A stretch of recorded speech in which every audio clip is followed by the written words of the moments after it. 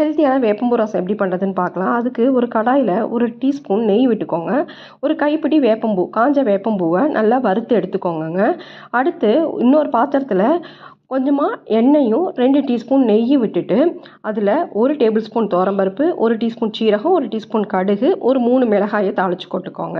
தாளித்து கொட்டிட்டு கருவேப்பிலை போட்டுக்கோங்க. ஒரு தக்காளி, மீடியம் சைஸ் தக்காளியை பொடி பொடியாக கட் பண்ணி போட்டு நல்லா கரைய வதக்கிக்கோங்க. அரை நெல்லிக்காய் சைஸ் அளவுக்கு புளியை கரைச்சி அதில் விட்டுக்கோங்க. இப்போ இதுக்கு தேவையான அளவுக்கு கல்லுப்பு, மஞ்சப்பொடி, அப்புறம் பெருங்காயப்பொடி நல்லா மிக்ஸ் பண்ணிவிட்டு 1 டேபிள் ஸ்பூன் ரசப்பொடியும் சேர்த்துக்கோங்க. நல்லா அந்த ரசப்பொடி ஸ்மெல் போகணும், அதே மாதிரி புளி ஸ்மெல்லும் போனதுக்கப்புறம் ஒரு 1.5 டம்ளர் தண்ணி விட்டு நல்லா கொதிச்சு வரும்போது கொத்தமல்லி போட்டுருங்க. இறக்கிறதுக்கு முன்னாடி வேப்பம்பூவை போட்டுட்டு மூடி வச்சுட்டிங்கன்னா வேப்பம்பூ ரசம் ரெடி.